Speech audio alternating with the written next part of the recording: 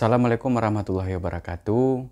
Kembali lagi berjumpa saudara dalam modul ke-16 dengan tema dunia di ujung jari. Nah, tema kali ini merupakan tema yang sangat menarik.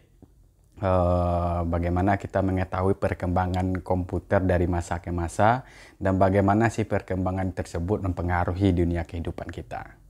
Oke saudara, sekarang silakan buka LMS-nya untuk fitur pengambilan kehadirannya dengan men-scan QR code berikut ini. Oke, baik saudara, jika sudah men-scan tentang kehadirannya, apa sih guna kita mempelajari tema tentang dunia di ujung jari? Tujuan pembelajaran kita kali ini adalah bagaimana nanti saudara mampu memanfaatkan teknologi di dalam pembelajaran. Nah, kemampuan penggunaan teknologi di dalam pembelajaran ini adalah bagaimana mampu mengoptimalkan teknologi di dalam pembelajaran. Pernah mengakses materi di LMS kan? Nah, materi tersebut kan jenisnya beragam. Di LMS itu saudara menemukan adanya video yang disematkan di materi teks, ada gambar, ada kuis, dan aplikasi-aplikasi lainnya yang ada di LMS.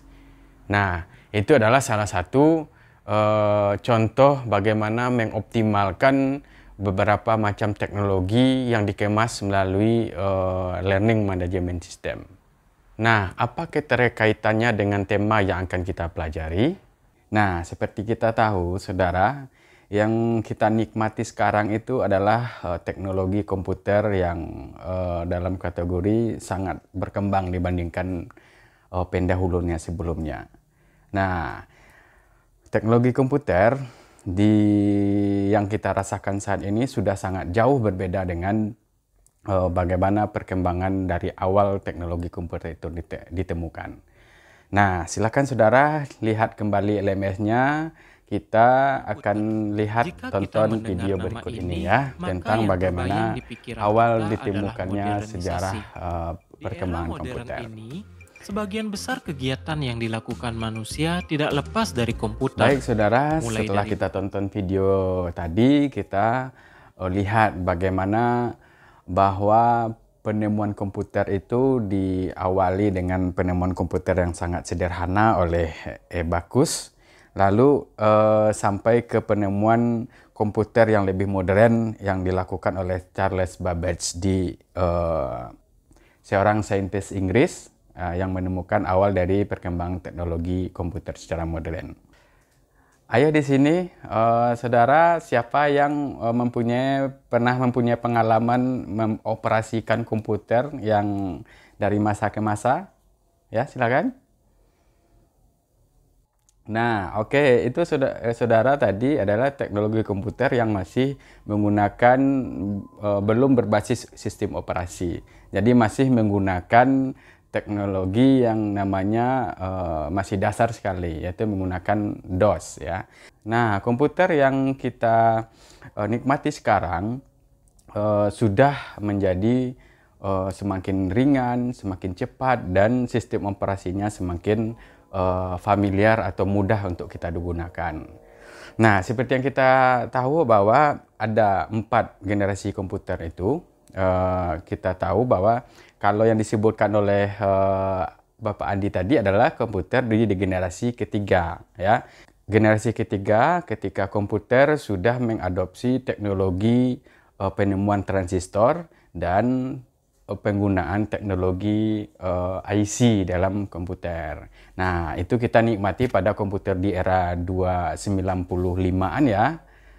Bapak Ibu mungkin menikmati. Ada komputer masih besar dan sebagainya. Nah, bagaimana sekarang dengan perkembangan teknologinya itu? Nah, komputer yang kita nikmati sekarang adalah komputer di generasi 5 ke atas. Nah, generasi 5 ke atas ini teknologinya sudah mengadopsi teknologi artificial intelligence. Jadi semua data-data tentang pengguna dan kecenderungan pengguna bisa dikembangkan oleh mesin untuk dijadikan sebuah bahan referensi atau rujukan. Nah, saudara, Bapak Ibu kan pernah lihat Google, bagaimana aktivitas Bapak Ibu semuanya terekam oleh Google dengan memanfaatkan artificial intelligence. Nah, semua kegiatan-kegiatan kita bisa tersimpan dengan baik dan dijadikan sebagai referensi bagi pengguna. Selanjutnya kita akan bahas tentang fungsi dari komputer. Seperti yang sudah kita ketahui, kalau kita klasifikasikan fungsi-fungsi komputer itu ada 3. Yang pertama dia adalah sebagai fungsi input. Nah, apa itu fungsi input? Ada yang tahu tentang fungsi input?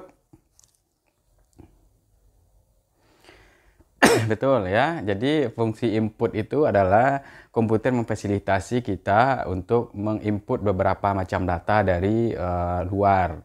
Contohnya kita menggunakan teknologi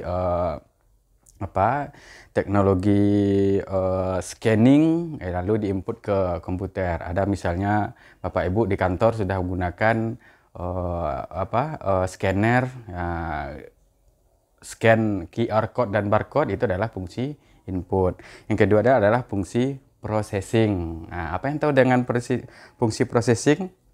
Jadi processing itu menghasilkan data yang input itu diproses menjadi sebuah data yang bisa kita inginkan atau kita baca dengan baik.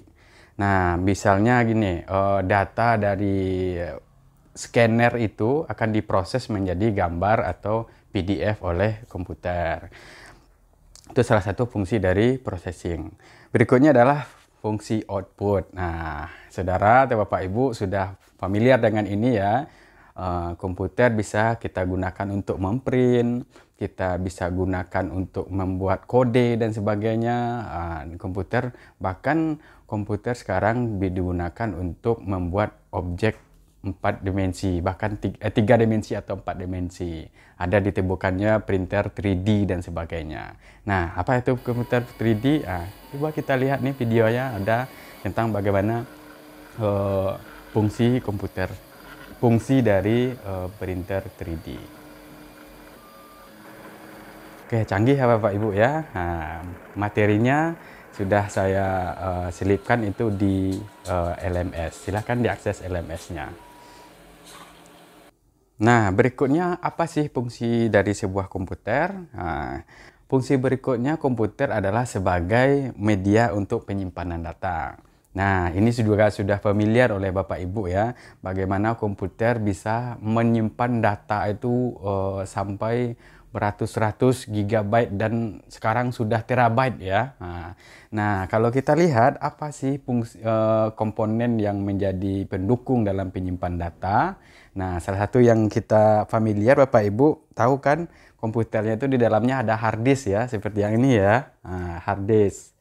Ya, hard disk ini berfungsi sebagai banknya sebuah data yang akan dipanggil oleh komputer. Nah, kalau kita lihat bagaimana perkembangannya, dulu hard disk masih besar dan sebagainya, tapi dengan perkembangan teknologi komputer, ditemukannya beberapa chip-chip dan sebagainya, lalu hard disk hanya lebih kecil dari yang sebelumnya.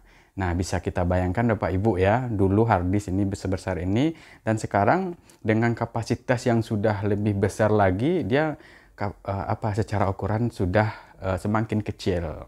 Nah, itulah perkembangannya. Nah, seperti yang kita ketahui, dia teknologi ya, dulu menggunakan USB flash disk, memory card dan sebagainya. Nah, dengan perkembangannya, penyimpanan data di komputer menjadi lebih simpel, lebih besar, dan semakin mudah untuk dibawa-bawa, semakin portabel ya. Nah, begitu perkembangannya Bapak Ibu Saudara. Nah, itu tadi Bapak Ibu Saudara, bagaimana perkembangan teknologi komputer, perkembangan teknologi menjadikan semuanya menjadi lebih simpel lagi ya. Teknologi penyimpanan yang dulu besar dengan kapasitas yang terbatas, sekarang lebih kecil dengan kapasitas yang sangat besar. Oke, Bapak Ibu. Silakan Bapak Ibu, ada yang ingin ditanyakan tentang bagaimana fungsi komputer dan bagaimana perkembangannya.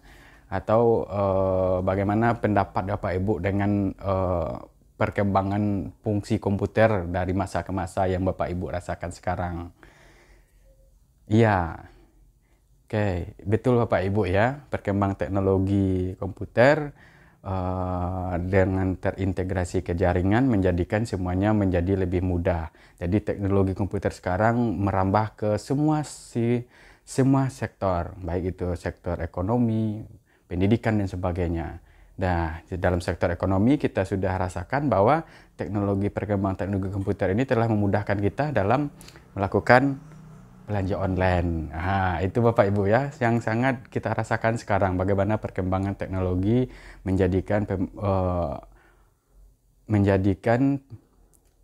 transaksi online semakin mudah dan terintegrasi. Selanjutnya saudara, saya sudah tampilkan atau saya sudah buat materi di LMS tentang bagaimana tips-tips kita dalam menyimpan data di komputer dan bagaimana tips-tips kita memanajemen data di komputer. Baik itu secara online maupun secara offline. Oke, jadi apa yang bisa kita simpulkan pada pertemuan kali ini, saudara? Betul ya. Jadi perkembangan teknologi komputer itu sudah menjadikan efek bagaimana kita melakukan segala aktivitas itu terintegrasi ya. Baik di dalam dunia pendidikan seperti sekarang ya, saudara menggunakan LMS, menggunakan kuis online dan sebagainya, bahkan di dalam melakukan pekerjaannya sehari-hari.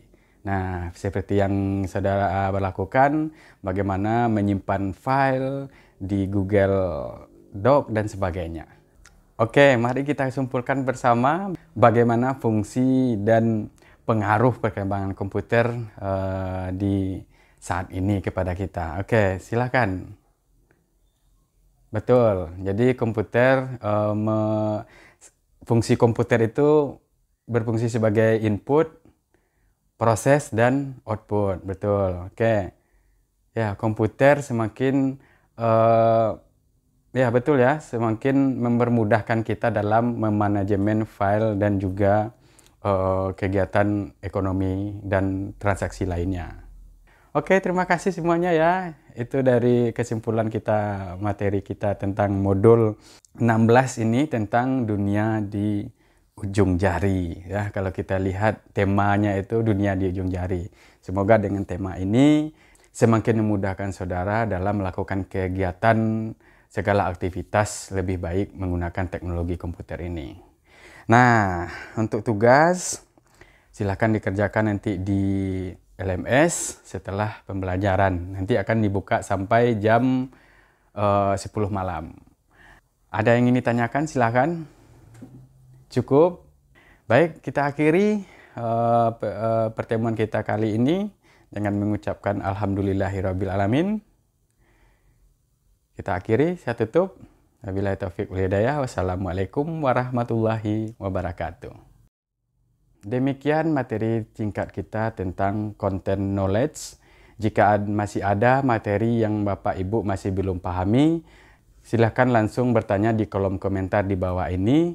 Terima kasih, sampai jumpa pada materi selanjutnya. Demikian materi singkat kita tentang teknologi knowledge. Selanjutnya jika masih ada materi yang Bapak Ibu masih belum bisa pahami, silakan bertanya pada kolom komentar di bawah. Terima kasih, sampai jumpa nanti di materi berikutnya.